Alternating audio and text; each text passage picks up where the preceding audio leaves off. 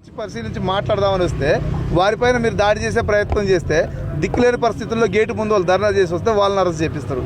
ఇది ధన బలము అంటారు, కండకావరం అంటారు. ఇప్పుడు 15 మందిని అరెస్ట్ చేసి ఉండొచ్చు, మీరు 1500 మందితో వచ్చి మీ ఇల్లు ముట్టడిస్తావు. అప్పుడు ఏం చేస్తావు అని అడుగుతున్నాను నేను. ఈ సందర్భంగా ఏమని అడుగుతున్నా నేను, నువ్వు జనాలను పిచ్చోలను చేసి డబ్బులు సంపాదించుకొని పోదామని అనుకుంటున్నారా, లేకపోతే వీటన్నిటికీ కూడా బాధ్యతగా ఒక నిజమైన రియల్ లైఫ్ హీరోగా బతుకుదాం అనుకుంటున్నారా? ఈ సందర్భంగా మీరు తెలియజేయాలని అడుగుతున్నా. 1500 మంది వచ్చి బట్టలిప్పి కొడితే ఏం చేస్తావు నువ్వు నేను అడుగుతున్నాను. ఈ బౌన్సర్లు ఎంతమంది ఉంటారు? వచ్చినటువంటి విద్యార్థి నాయకుల్ని, పిహెచ్డీ చదువుతున్న పిల్లగాలని అన్యాయంగా అరెస్ట్ చేపిస్తారు. అక్కడ ఒకవైపు రేవతి కుటుంబం చనిపోయింది. మీ సినిమా యూనిట్ అంతా దీనికి బాధ్యతగా వహించి నీ ఒక్కడి బెనిఫిటే 300 కోట్ల రూపాయలు కదా. నీలో లైట్ బాయ్కి ఇస్తున్నారా డబ్బులు, కెమెరామెన్కి ఇస్తున్నారా డబ్బులు? మరి మొత్తం నువ్వే తీసుకుపోతున్నావు కదా. ఆ హీరోయిన్కి వచ్చేసి 15 కోట్లు కదా. హీరోయిన్కి 15 కోట్లు, 15 లక్షలు ఇవ్వు నువ్వు. నీ సామాజిక బాధ్యత అది. అదేవిధంగా హీరో 300 కోట్లు కదా, కనీసం 25 కోట్ల రూపాయలు ఆమెకు ఎక్స్గ్రేజ్గా ఇవ్వు. నీకు ఒక సినిమా పోతే నష్టం లేదు కదా. ఒక సినిమా పోతే నీ జీవితం ప్రాణం పోలేదు కదా. నీ ప్రాణం అయితే ఉంది కదా. రేపొద్దున మళ్ళీ ఇంకో సినిమా చేసుకుంటావు కదా. మరి ఆమె ప్రాణమే పోయింది కదా. మరి నీ 15 లక్షలు 10 లక్షల రూపాయలు, 25 లక్షల రూపాయలు ఎటు వస్తాయి చెప్పు? నువ్వు 300 కోట్ల రూపాయలు ఒక సినిమా తీసుకుంటున్నావా? మరి నీ జీవితకాలంలో చేసే సినిమాలకు మొత్తం నీకు 800 కోట్లు తీసుకుంటున్నావు. ఇదంతా ఈ సమాజం మీద వచ్చేటటువంటి ధనం కాదా?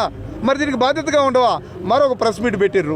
ఆ ప్రెస్ మీట్లోనైనా మరో పద్ధతిగా ఏమైనా మాట్లాడినరా అంటే, ఎవడో రాసిచ్చిన స్క్రిప్ట్ చదివిను. దీనికి కామన్ సెన్స్ ఉంటే సరిపోతుంది సార్. హీరో గారు, కామన్ సెన్స్ చాలు. నీకు జరిగింది చెప్పడానికి కామన్ సెన్స్ సరిపోయింది. ఆ కామన్ సెన్స్ కూడా లేకుండా వేరే వాళ్ళు చెప్పింది చదువుకొని పోయినావు తప్ప అందులో ఎలాంటి ఆర్ద్రత లేదు. నీకు నష్టం జరిగింది, నీకు బాధ జరిగింది, ఏముంది? ఇంట్లో 15 రోజులు పడుకో, అయిపోతుంది. రేపొద్దున నీ సినిమాకి వచ్చే డబ్బులు వచ్చినాయి కదా, మళ్ళీ నువ్వు దాన్ని ప్రెస్ మీట్ పెడతావు. మేము ఈరోజు ఇప్పటివరకు అయితే మాట్లాడలేదు. హీరో గారు మాట్లాడిన తర్వాత చెప్తున్నాం.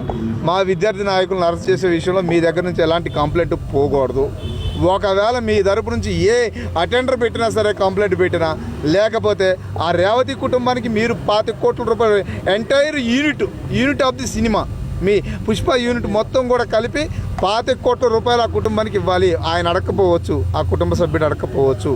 కానీ నువ్వు తింటున్న తిండి ఎంత, నీకు ఇది ఎవరి మీద వస్తుంది, నువ్వు తినే తిండి ఎంత ఎవరి మీద వస్తుంది అనే దాన్ని గుర్తుపెట్టుకొని 25 కోట్ల రూపాయల వాళ్ళకు నువ్వు ఎక్స్క్రైజ్ చేయాలా.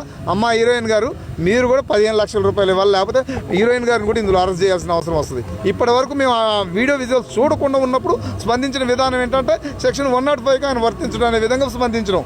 కానీ ఇప్పుడు పరిస్థితి, పోలీసు వాళ్ళు రిలీజ్ చేసిన ఆడియోలు చూస్తే అటువంటి సందర్భంలో మేము అడుగుతున్నాం, మీకు బాధ్యత లేదా? మీకు బాధ్యత ఏమో. వాళ్ళు అందరు కలిసి వచ్చి మిమ్మల్ని కాకాపడతారు. కాకాపడితే మీరు దాని మీద మీరు అసెంబ్లీ చేసిన మాటను వెనక్కి తీసుకోవద్దు.